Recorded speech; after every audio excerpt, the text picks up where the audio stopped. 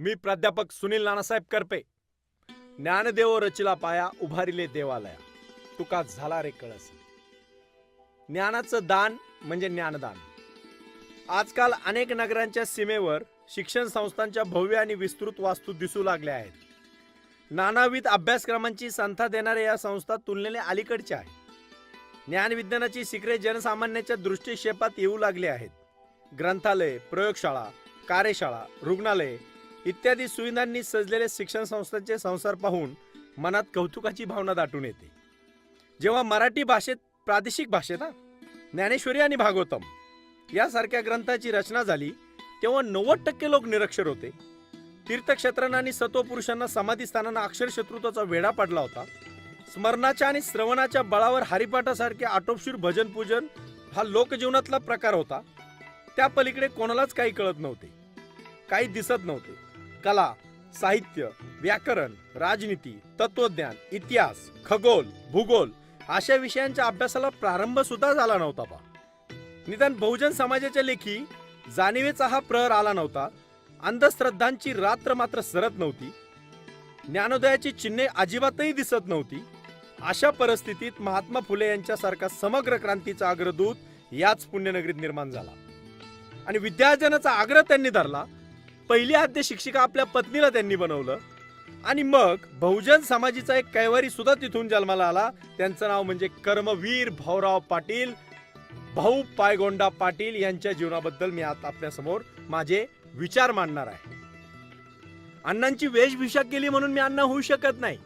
अण्णांचा एक तरी गुण जरी आपण अनुभवला, ज्ञानदेवांनी सांगितलेलं आहे, एक तरी ओवी अनुभवावी. तशा प्रकारे मी अण्णांचा एक विचार घेऊन मी ज्ञानदा शिक्षण संस्था सुरू केली आणि त्या माध्यमातून आज आमच्या विद्यार्थिनी शिक्षण घेत आहेत.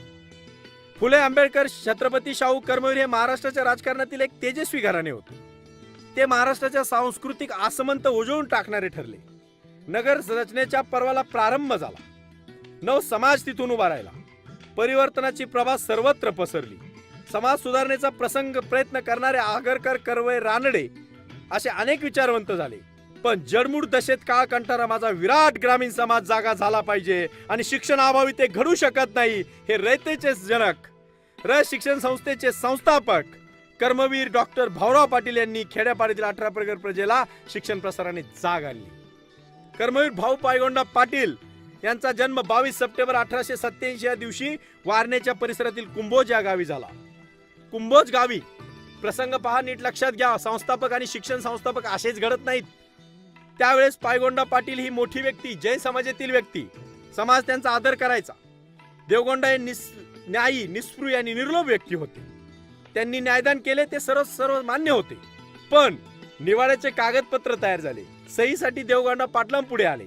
देवगौडांना लिहिता वाचता येत नव्हतं. देवगौडांना अन्य कोणी पंच पुढे आले, त्यांच्या सहीवर काम भागले. देवगौडांना ते हैसे वाटले, पण निरक्षर आहोत या कल्पनेने ते मनातून कष्टी झाले. वस्तुतः जैन समाजाला शास्त्रग्रंथ आणि संस्कृती यांच्या तिरकतीर प्रणित असा समृद्ध वारसा असताना आपण निरक्षर असावे या जाणीवेने देवगौडा शर्मिंदे झाले. त्यांनी त्याच वेळी त्या प्रसंगी निश्चय केला की आपल्या मुलाला शिक्षण द्यायचे. त्यांचा मोठा मुलगा पायगोंडा शेतात नांगर हाकीत होता. देवगौडांनी त्याला घरी बोलावून आणले. काही काळ नाव, औत, नांगर, कुदळ, पाटी विसरून जा मुला. अरे हाती पाटी, पेन्सिल, पुस्तक घेऊन विद्येच्या क्षेत्रातील पाटील की सांभाळ असा उपदेश दिला. गावी शाळा नव्हती, त्यामुळे त्यांना पायपीट करून आष्टा या गावी शाळेसाठी जावे लागे. वयाच्या 20व्या वर्षी देशी भाषेची शेवटची परीक्षा म्हणजे इयत्ता 7वी ते उत्तीर्ण झाले. पूर्वी फार कोणी शिकत नव्हतं. भाऊ पाटील हे प्राथमिक शिक्षण वडील विट्याला असताना झाले. मराठी 4थी आणि इंग्रजी पहिली या 2 इयत्ता ते विट्याला शाळेतून उत्तीर्ण झाले. यापुढे शिक्षण कोल्हापूर येथे घ्यावे असे सर्वानुमते ठरले. विट्यापासून कुंडलपर्यंत सामानासह पायी चालावे लागे. हल्लीच्या रामानंद नगर जवळ हे कुंडल आहे. तेथून पुढचा प्रवास आगगाडीने करून भाऊराव कोल्हापूर वसतिगृहात दाखल झाले. राजर्षी शाहू यांच्या प्रोत्साहनाने अण्णासाहेब लठे यांनी जैन समाजसेवकांचा प्रयत्न करवीर नगरीत अस्तित्वात आलेले वसतिगृह चालवत होते. कर्मवीर पोरवयात करवीर नगरीत जाऊन दाखल झाले. जेव्हा त्यांच्या अंगात सुती, गुंड्यांची जाडी भरडी बंडी, डोक्याला कानटोपी आणि कमरेला लंगोटी असे ध्यान पाहून प्रायव्हेट हायस्कूल मधले मुलं खळखळून हसली. सुरुवातीला प्रायव्हेट हायस्कूल, मग राजाराम हायस्कूल असे स्थलांतरण करीत इयत्ता 7वी पर्यंत ते विना साहेब पोहोचले. मात्र तिथून पुढेच जाईना. काही मुले अशी असतात की त्यांचे लक्ष जीवनावर असते पण पुस्तकावर नसते. कर्मवीर त्या वयात तसेच होते. कर्मवीरांचे ग्रामीण भाबडे पण लवकर लोप पावले आणि वारणे काठचे रांगडे पण त्यांच्या अंगी आले. ते कुस्ती, मल्लखांब आणि पोहणे या जीवनकलांच्या उपासनेत दंग झाले. त्यांना या प्रकारची स्फूर्ती देणारे एक दैवत करवीर परगण्यात राज्य करीत होते. ते होते राजर्षी शाहू महाराज. त्या मुलकामधल्या मर्दांचे दैवत आणि नामर्दांचा कर्दनका अशी ख्याती पावलेले दीनदलितांचे वाली शाहू छत्रपती हे कर्मवीरांचे हिरो झाले. त्यांच्या मनाच्या तळाशी, कडेशी, काठाशी एकच एक विचार होता. आपण महाराजांप्रमाणे गोरगरिबावर, राष्ट्रातील जनतेवर प्रेम करायचे. कर्मवीर आणि त्यांचे दैवत यांच्यातील अंतर कमी करण्याचे काम उभय त्यांनी नियतीने घडून आणले. जैन वसतिगृहातील 16 कर्मवीरांना मानवले नाही. संस्था प्रमुखांशी त्यांचे वारंवार मतभेद होऊ लागले. याचे पर्यवसन वसतिगृहात सोडण्यात आले. पाऊल ठेवायला कोल्हापुरात जागा उरली नाही म्हणून विमनस्क अवस्थेत सर्व सामानासह ते परत आपल्या आई वडिलांकडे जायला निघाले. त्यांची पावले घराच्या दिशेने पडत होती. वाटेत ते एक मित्र बाळासाहेब खानविलकर भेटले. त्यांनी कर्मवीरांची कर्मकहाणी कळली. बाळासाहेबांनी आपल्या विद्यार्थी मित्राला राजवाड्यावर नेले. साक्षात छत्रपतींपुढे उभे केले. पहाडासारखे वाटणारे भरदार अंगाचे ते रुबाबदार पोर पाहून महाराजांचे मन मोहरून आले. त्यांनी अधिकाऱ्यांना आज्ञा केली आणि भाऊ पायगौंडा पाटील हा नवा छत्र वाड्यावरच्या विद्यार्थी विभागात दाखल झाला. कर्मवीरांनी कुंभोजच्या डोंगरावर एक बाहुबली पाहिला होता. करवीर नगरीत दुसरा एक बाहुबली त्यांना दिसला. एका बाहुबलीने क्रोध, माया आणि लोभ यावर मात करून निर्वाण पदाची प्राप्ती करून घेतली. दुसरा हा शाहू बाहुबली रयतेच्या मुक्तीसाठी समतेच्या तीरावर ममतेचे मंदिर बांधून सामाजिक न्यायाचा मंत्र जपत होता. कर्मवीरांना हा तपस्वी दिसत होता. आपण त्यांच्या समान व्हावे असा विचार त्यांच्या मनात रुजला. प्रत्येकासमोर हिरो असतो. कोणी ना कोणी आपल्या जीवनात हिरो असला पाहिजे. आपण कोणाला तरी आदर्श मानलं पाहिजे. याचं उत्तम उदाहरण म्हणजे कर्मवीर भाऊराव पाटील यांचे हिरो होते राजर्षी शाहू महाराज. इतिहासाला वेडीवाकडी वळणे आवडतात. इतिहास काही सहजासहजी घडत नाही. तो काल परवा केला आणि आज इतिहास घडला असं कधीच होत नाही. पुढे शिक्षण महर्षी म्हणून मान्यता पावलेले कर्मवीर 7वी परीक्षेत नापास झाले. पास होण्याची सर्व संभाव्यता संपल्यामुळे पुढे जातीलाची खात्री वाटली नाही आणि म्हणून अंगात हिंमत होती पण पुढे वाट दिसत नव्हती. 1910चे वर्ष होते. श्रवण बाळ गोपाळ नावाच्या तीर्थक्षेत्री भगवान गोमटेश्वराचा महाभिषेकासाठी केला जाणार होता. उत्साहाच्या भरात आणि उत्सवात स्वयंसेवक म्हणून काम करणाऱ्या तयारीने कर्मवीर दक्षिणेकडे वळले. या जैन पर्वामध्ये त्यांचा संबंध अनेक जैन परिवाराशी आला. संकल्प आणि सिद्धी यात खूप अंतर असते. मनात आले की मूर्तिमंत झाले असे सहसा होत नाही. कर्मवीरांनी आपले विचार वास्तवाच्या निकषावर पारखून घ्यायचे होते. त्या विचार मंथनाला आणि तत्वशोधनाला काळात 1912 मध्ये ते विवाहबद्ध झाले. मग संसार लागला. एकाच वेळी स्वतःचा आणि समाजाचा संसार सुकरतेने नाही करता येत बाबांनो. यात थोडी ओढाताण होणारच. त्यातून वाढते वय. कोणतेही काम हातावेगळे करताना हात आखडून टाकणारी 25शी ही प्रौढत्वाची प्रस्तावना असते. कर्मवीर एक प्रकारच्या खात्रीत सापडले.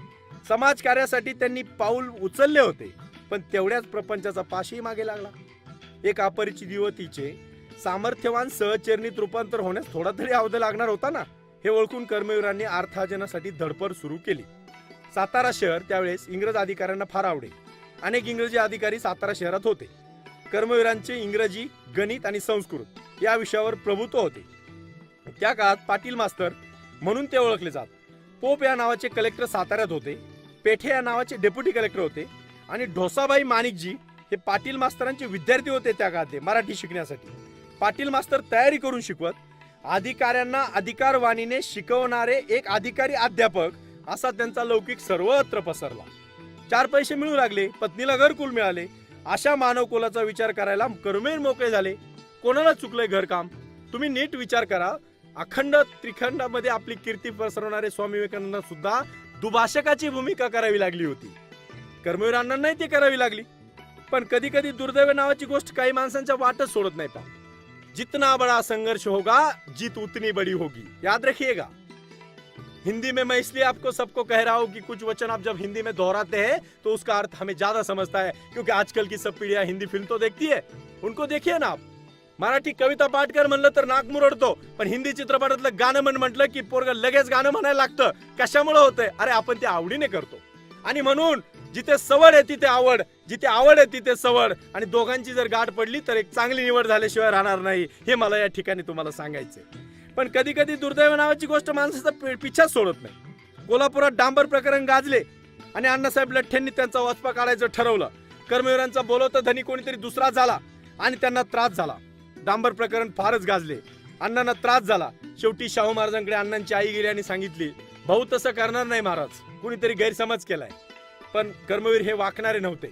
मॉडर्न पण वाकणार नाही हा त्यांचा स्वभाव होता. या आपत्तीतून कर्मवीर बाहेर पडले, उद्योगाला लागले. परंतु किर्लोस्करांनी आपल्याकडे त्यांना ओढले. किर्लोस्करांना वाटलं माणूस पहाडी आवाजाचा आहे, आपला नांगर विकण्यासाठी मदत करील. किर्लोस्करांचा लोखंडी नांगर अतिशय उपयुक्त होता त्या काळात. आणि त्या काळात लोखंडी नांगर उपयुक्त असून सुद्धा तरी तो जमिनीला जखमी करतो असा अपप्रचार अंधश्रद्धा लोक करीत होते. त्या लोकांना विज्ञान प्रवण करण्याचे काम कर्मवीरांनी केले. महाराष्ट्र, मद्रास, मध्य प्रदेश, म्हैसूर हा भाग आपल्या प्रबोधन सामर्थ्याने कर्मवीरांनी प्रशिक्षित केला. त्यावेळेस त्यांनी एक म्हण लागू केली, फिरेल फाळ तर जाईल काळ. अशा सुभाषिताचे ते भाष्यकार झाले. किर्लोस्करांना कारखाना भरभराटीला आला. कर्मवीरांनी कारखान्याच्या संचालकाकडे साकडे घातले. आपल्या नफ्याचा काही भाग कामगारांच्या मुलांच्यासाठी शिक्षणासाठी खर्च केला तर चालेल का? शेतकरी आणि शेतमजूर यांचा प्रतिनिधी कारभार यंत्रणेत सामावून घ्या. कर्मवीरांचा हा आग्रह त्यांना अंमलात येऊ शकला नाही. भरपूर द्रव्यलाभ घडवणारी नोकरी कर्मवीरांनी सोडली. किर्लोस्कर सुटले आणि मग कपूर भेटले. सर धनाजी शाह कपूर हे मधुर भाषी व राजकारणी उद्योगपती होते. त्यांनी कर्मवीरांना आश्वासन दिले, भाऊराव मी तुमचे मनोरथ पूर्ण करीन. कर्मवीर या आश्वासनावर विसंबूर कपूर यांच्या सेवेत रुजू झाले. तेव्हा प्रबोधनकार ठाकरे हे सुद्धा कपूर साहेब यांच्याकडे जाहिरात विभागाचे काम करत होते. परंतु कपूर साहेबांनी आश्वासनाचे पालन केले नाही. कर्मवीरांचा आणखी एक मनोभंग झाला. ओगले, किर्लोस्कर, कपूर या त्यांच्या परीने त्यांचे धोरण राबवित होते. सामाजिक बांधिलकीची सुस्पष्ट किनार नव्हती त्यांना. कर्मवीरांनी एक निष्कर्ष काढला, जिथे धनाची श्रीमंती नांदत असेल तिथे मनाची श्रीमंती आढळेलच असं नाही, आणि म्हणून त्यांनी काम सोडून दिले. सन 1919 मध्ये कराड येथे काले या गावी सत्यशोधक समाजाचे अधिवेशन भरले. कर्मवीर सत्यशोधक समाज चळवळी यांच्याशी निरंतर नितबद्ध होते. प्रसंगी फडात उभे राहून डफावर थाप मारून आपल्या खणखणीत आवाजात घाणागावी वक्तव्य करीत होते. पुढे पुढे त्यांच्या आक्रमकतेने शैक्षणिक आवर्जाचे धोरण धारण केले, आर्जवाचे रूप धारण केले. काले त्या अधिवेशनात कर्मवीरांनी प्रभावी प्रतिपादन केले. ते म्हणाले, सत्यशोधक समाजाने शिक्षणाचे कार्य हाती घेतले पाहिजे. अविद्या, अज्ञान या सर्वांचे दुःखाचे मूळ आहे अशिक्षितपणा. खेड्यापाड्यातील बहुजन समाजाची, दीन दलितांची, माझ्या गोरगरिबांची मुलं ज्ञानी झाल्याशिवाय समाज परिवर्तन घडणार नाही, हे अण्णांचं स्वप्न होतं. या विचाराने परिषदेचे शोध कार्य अशी मार्गदर्शक महत्वाची तोलाचा मानून स्वीकारला. त्याच वर्षी विजयादशमीच्या मुहूर्तावर 4 ऑगस्ट 1919 या दिवशी रयत शिक्षण संस्थेची स्थापना झाली. 1924 मध्ये ही संस्था सातारा येथे स्थलांतरित करण्यात आली. सातारा इतिहास प्रसिद्ध नगर कर्मवीरांच्या संस्थेचं मध्यवर्ती केंद्र झालं. साताऱ्यात सुरुवातीच्या काळात जागेची अडचण होती म्हणून सोमवार पेठेतील आपलं घर अण्णांनी संस्थेचं कार्यालय बनवलं. अरे घरादारापासून संस्थेचं कार्य सुरू करणारा अरथ इमारती आयुष्यभर अनवाणी पायाने फिरला. पायात कधी चप्पल घातली नाही. त्या काळामधला तो प्रसंग, अण्णांनी चप्पल का नाही वापरली हा प्रसंग जर तुम्हाला समजून घ्यायचा असेल तर तुमच्या डोळ्यात पाणी आल्याशिवाय राहणार नाही. अरे त्या काळामध्ये अण्णांनी चप्पल का नाही वापरली? माझ्या समाजातील भोळ्या बाबडे समाजातील मुलं ही अनवाणी पायाने फिरतात. आणि मग अण्णांच्या लक्षात आलं, आणि मग तिथे त्यावेळेस वसतिगृहाची स्थापना हे स्वतःचे उद्दिष्ट होते. पहिल्या वसतिगृहाचे नामकरण 1927 मध्ये महात्मा गांधी यांच्या उपस्थितीत ठेवण्यात आले. या वसतिगृहात जाती धर्माची मुलं एकत्र येतात, एका चुलीवर बनवलेला स्वयंपाक खातात, एका पंक्तीला जेवतात, एका वाड्याखाली झोपतात, विश्रांती घेतात. हे सगळं अण्णांनी करून दाखवलं. तेथे कोणी नोकर चाकर नाही अशी बातमी सर्वत्र पसरली. आचारी, पानके, झाडूवाले या सर्व भूमिका विद्यार्थीच पार पाडतात अशी बातमी गांधीजींना कळली. स्वावलंबी शिक्षण हेच समान ब्रीद मानलं. या वसतिगृहात महात्मा गांधी आले तेव्हा त्यांनी विचारणा केली, हे छत्रपती शाहू बोर्डिंग याला आपण आज ज्यांचे नाव दिले त्या राजपुरुषाने आपणास किती देणगी दिली? यावर कर्मवीर उत्तरले, महाराजांनी मला फक्त अंतःकरण दिले बापू. आबाळ एवढे महाराजांचे मन हीच माझ्या वाट्याला आलेली देणगी आहे. आपल्या विद्यार्थी जीवनात कर्मवीरांनी कोल्हापुरात महाराजांच्या प्रेरणेने निघालेली वसतिगृह प्रत्यक्ष पाहिली होती. शाहू छत्रपतींनी अर्धविकसित समाजाकडे पाहून विविध जाती धर्मांसाठी वेगवेगळी वसतिगृह चालवण्याची कल्पना कार्य व्यवहार्य मानली. मुस्लिम, मराठा, जैन, प्रभू, हरिजन अशा नाना जमातींसाठी विस्तृत, स्वतंत्र आणि परिपूर्ण वसतिगृह शाहू महाराजांच्या प्रेरणेने निघाले. कर्मवीर या बाबतीत 4 पावले पुढे गेले. त्यांनी सर्व जाती धर्माच्या विद्यार्थ्यांसाठी एकच एक वसतिगृह काढण्याचा निर्धार केला. कर्मवीर प्रणित वसतिगृह एक संस्कार केंद्र होते. भावनिक एकात्मता, सहजीवन, स्वावलंबन, श्रमाची थोरवी या मूल्यांचा वस्तुपाठ देणारे ते एक अद्वितीय केंद्र होते. गरिबांची अस्मिता फुलवणारी ती तपोभूमी होती. साताऱ्याला राजघराण्यातील एक बाग आहे, तिला धनिनीची बाग म्हणत. राजकुटुंबातील स्त्रियांना मोकळेपणाने फिरता वावरता यावे म्हणून राखून ठेवलेली ही जागा होती. ती जागा कर्मवीरांनी संस्थेसाठी भाड्याने मागितली. राजपरिवाराने आनंदाने ती दिली. 10 एकर जमीन, 2 विहिरी, 1 नारळ बाग, अनेक आम्रवृक्ष, एक मोठी इमारत आणि एक डेरेदार वटवृक्ष ही दौलत. 30 फूट घेर असणारा 400 वर्षाचा अगदी जुनी परंपरा वडीलधारा वृक्ष कर्मवीरांच्या रयत शिक्षण संस्थेचे पुढे भावी काळात बौद्ध चिन्ह म्हणून मान्यता पावला. वसतिगृहाची येणारी मुले कर्मवीर स्वतः शोधून आणत. जात जपणारे घरंदाज मुले धाडायला तयार नव्हते. गरिबांना जात विसरून जगण्याचे धैर्य नव्हते. उच्चभ्रू मंडळी तर केवळ टवाळीचा विषय म्हणून या प्रयोगाकडे पाहत होते. कर्मवीर मात्र गुणीजनांचा शोध घेत महाराष्ट्रभर फिरले. महाराष्ट्रातील अनेक विद्यापीठे भावी कुलगुरू कर्मवीरांच्या वसतिगृहातील विद्यार्थी होते. Barrister P G. पाटील, शंकरराव खरात, फुले कृषी विद्यापीठाचे कुलगुरू दत्ताजीराव साळुंके, मराठवाडा विद्यापीठाचे कुलगुरू प्राचार्य शिवाजीराव भोसले ही कर्मवीरांच्या झोपडीत राहणारे तेव्हाचे छात्र होते. कर्मवीरांनी स्थापन केलेल्या प्रत्येक वसतिगृहाला इतिहास आहे. उदाहरणार्थ पुण्याच्या फर्ग्युसन टेकडीच्या पायथ्याशी कर्मवीरांनी युनियन बोर्डिंग काढले. पुणे शहरात प्लेगची साथ आल्यावर गाव फुटत असे. लोक गावाबाहेर जात. त्यांच्यासाठी नगरपालिकेने बांधलेली झोपडीची वसाहत होती. ती पांडवनगर आणि हेल्थ कॅम्प या नावाने ओळखली जात असे. कर्मवीरांनी पुण्यात राहणाऱ्या आपल्या संस्थेच्या विद्यार्थ्यांना त्या जागी एक वसतिगृह सुरू केले. त्याला युनियन बोर्डिंग असे म्हणतात. ती संस्था आजही पुण्यात डौलाने वाढते आहे. पण युनियन कशाची, कोणाची? अस्पृश्यांना स्वतंत्र मतदारसंघ मागणारे डॉक्टर बाबासाहेब आंबेडकर आणि सर्व आणि हरिजन यांच्यासाठी ऐक्याचा आणि स्वतंत्र मतदारसंघाच्या मागणीला विरोध करणारे, तसेच आत्मशुद्धीसाठी प्राणांतिक उपोषण करणारे महात्माजी या दोघांच्या दायित्वाचा तो निराश झाला आणि तिथे कर्मवीरांनी तो क्षण टिपला आणि त्या वसतिगृहाला अजरामर केले. लहान लहान वसतिगृहाच्या रूपात प्रगट झालेली कर्मवीरांची कालांतराने शतमुखाने वाहू लागली. खेड्यापाड्यात साक्षरता प्रसारासाठी प्राथमिक शाळा काढल्या. अरे प्राथमिक शाळा कशासाठी? गरिबातील मुलं जर मजबूतपणे पहिलेच शिक्षण घेऊ शकली तर पुढचं शिक्षण ते घेतील. आणि म्हणून इमारतीचा पाय जर मजबूत असेल तर तुमच्या आयुष्याची इमारत मजबूत झाल्याशिवाय राहणार नाही, हाही शब्द त्यांनी त्या ठिकाणी टाकला. पुणे, मुंबई, सांगली, कोल्हापूर या नगरांजवळ अडला होता. त्याची वाट मोकळी करून सातारा, कराड, पंढरपूर, दहिवडी अशा लहान मोठ्या गावी महाविद्यालय निघाली. कर्मवीरांच्या कर्तृत्वाचा आलेख आणि त्यांनी स्थापन केलेल्या शिक्षण संस्था, रयत शिक्षण संस्था म्हणजे कर्मवीर आणि कर्मवीर म्हणजे रयत शिक्षण संस्था हा मूलमंत्र समाजाला मान्य झाला. जे स्वकीय आणि परकीय शासनाला शक्य झाले नाही. लक्षात घ्या, इंग्रजांनी आपल्यावर राज्य केलंय, त्यांना जे शक्य झालं नाही, मुघलांना जे शक्य झालं नाही, ते माझ्या अण्णांनी अणुआणी पाहणी करून दाखवलंय. यासाठी फक्त समाजाप्रती ओढ असावी लागते. आजही तुम्ही ते कार्य करू शकता, तुम्हाला कोणी अडवणार नाही. हा माझा शब्द आहे. अविद्या जाती संस्थेविरुद्ध फुकारलेले युद्ध, दिलेला लढा यशस्वी झाला. पण अनेक नरदुर्ग कर्मवीरांनी महाराष्ट्रात उभे केले. अनेक विद्वान, त्यागी, निस्पृह, आजी सेवक त्यांनी सोबत करणारे असंख्य सेवाव्रती कर्मवीरांना इतिहास घडवणारे ठरले. भारत आणि महाराष्ट्र स्वर्ग, मोक्ष, समाधी, ब्रह्म, माया याचे वर्णनिवारण करण्याचे ग्रंथ झाले. पण राहत्या घरात सुखाने जगायचं कसं हे सांगणारा इहवाद लवकर आला नाही. ग्रंथावर बोट ठेवणारे विद्वान खूप झाले. अरे पण छातीवर बोट ठेवून काम करणारे कर्ते पुरुष मात्र कमी झाले. कर्मवीर एक कर्तेपणाच्या वाटेने जाणारे होते. स्वाभिमानाची आणि स्वावलंबनाची एक नवी लिपी तयार करून युगपुरुष निर्माण करणारे कर्मवीर होते. त्यांनी सार्वजनिक दुःखाला विधायकाचा साथ चढून हे करणारे ते एक जादूगार होते. महात्माजींचा अंत झाला. कर्मवीरांनी राष्ट्रपित्याला चिरावी करण्यासाठी 101 माध्यमिक विद्यालय काढण्याची आणि प्रतिज्ञा केली. आझाद गेले. कर्मवीरांनी त्यांच्या नावाने आझाद कॉलेज ऑफ एज्युकेशन सुरू केले. गाडगे बाबांचा एक प्रसंग या ठिकाणी सांगावासा वाटतो. कर्मवीर भाऊराव पाटलांच्या रयत शिक्षण संस्थेचं अनुदान बंद झालं. बाळासाहेब खेरांनी सांगितलं, कोणीतरी कान भरले. महात्मा गांधींच्या हत्येला कर्मवीर जबाबदार, त्यांची फूस आहे म्हणून. आणि मग कोणीतरी सूडबुद्धीने बाळासाहेब खेरांनी रयत शिक्षण संस्थेचं अनुदान बंद केलं. कर्मवीर एवढे गोरगरिबाची लेकर आपल्या पंखाखाली घेऊन वाढत होते. कितीतरी वेळा आपल्या बायकोचं मंगळसूत्र त्यांनी मुलांना संक्रांतीच्या दिवशी जेवण घालण्यासाठी गहाण ठेवलंय. आणि मग अशा प्रसंगामध्ये कर्मवीर त्यांना एकच फक्त सूर्यबिंब या महाराष्ट्रामध्ये दिसला, ते म्हणजे गाडगे महाराज. गाडगे महाराजांचं कीर्तन नाशिकच्या गोदातटी चाललं होतं. त्या कीर्तनाच्या ठिकाणी जाऊन देवकी नंदन गोपाला गोपाला गोपाला म्हणून गाडगे महाराज कीर्तन करत होते. पाठमोरी अंधाराच्या मध्ये ती मूर्ती त्यांना दिसली. गाडगे महाराजांनी कीर्तन संपल्यानंतर बोललं, भाऊराव एवढा लांब आलात, काय महत्वाचं काम होतं का? होय बाबा, मी येण्याचं कारण महत्वाचंच आहे. मी गोरगरिबांची लेकरं माझ्या पंखाखाली घेऊन वाढवतोय. कोणीतरी शासनाचा गैरसमज केलाय. बाबा माझ्या संस्थेचं अनुदान बंद केलंय, मला एकट्याला ते चालवणं शक्य होणार नाही. बाबांनी ओळखलं, सांगितलं, भाऊराव तुम्ही मोठं काम करताय, तुम्ही तुमचं काम चालू ठेवा, मी बघतो काय करायचं ते. हा सूर्यबिंब आपला नाशिकच्या गोदातटीवर मुंबईच्या दिशेने निघाले. मंत्रालयात गेले. बाळासाहेब खेरांना भेटले. खेरांनी नमस्कार केला. सांगितलं, बाबा तुम्ही आलात, मी तुमचा शिष्य आहे, तुम्ही सांगायचं आणि आम्ही ऐकायचं. काय शिरस्ता आहे? हा आपला शिरस्ता आहे बाबा. त्यावेळेस गाडगे बाबांनी उत्तर दिलं, अरे हा कर्मवीर गोरगरिबाचे लेकर आपल्या पंखाखाली घेऊन जगतोय, वाढतोय, तो महापुरुष आहे.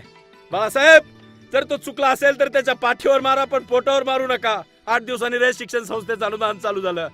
ज्या दिवशी गाडगे बाबा जग सोडून गेले त्या दिवशी कृष्णा गोरेच्या प्रीती संगमावर कराडच्या परिसरामध्ये संत गाडगे महाराज कॉलेज सुरू करून अण्णांनी त्यांना आदरांजली वाहिली. अरे अशी माणसं निर्माण झाली म्हणून रयत शिक्षण संस्था उभी राहिली. माणसे जोडावी कशी हे कर्मवीरांना उपजत बुद्धीने कळत असे.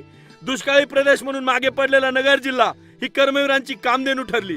कल्पतरूच्या छायेत कर्मवीरांना विखे पाटील, शंकरराव काळे, बापकर दाम्पत्य, मी ज्या जिल्ह्यातून येतो, ज्या जिल्ह्याचं प्रतिनिधित्व करतो तो नगर जिल्हा आहे. माझ्या नगर जिल्ह्यामध्ये सर्वात जास्त रयत शिक्षण संस्थेच्या शाळा का निघाल्या? दुष्काळी भाग असल्यामुळे शिक्षणाशिवाय पर्याय नाही हे अण्णांनी जाणलं आणि निस्सीम माणसं त्यांना त्या ठिकाणी भेटली.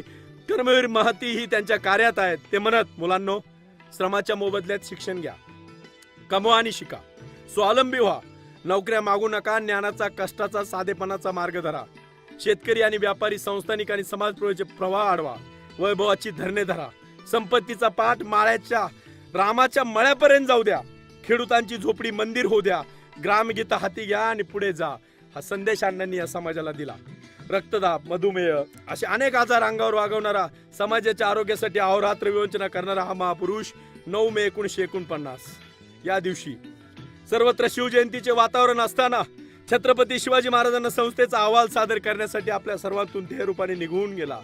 शासनाने पद्मविभूषण हा किताब त्यांच्या चरणी वाहिला होता. पुणे विद्यापीठाने डिलीट त्यांना ससून हॉस्पिटलमध्ये रुग्णशय्येवर असताना कर्मवीरांच्या पायी पोहोचवली होती. कर्मवीर गेले. त्यांनी महाराष्ट्राला काय दिले? ती रयत शिक्षण संस्था, तिचे अनेक विद्यालय, महाविद्यालय, वसतिगृहे. त्यांनी दलितांना अस्मिता दिली, गरिबांना ब्रीद दिले आणि उभ्या महाराष्ट्राला स्वप्न दिले. एवढं बोलतो आणि थांबतो. जय Karmaveer. Please share and like this video and subscribe our YouTube channel. Thank you.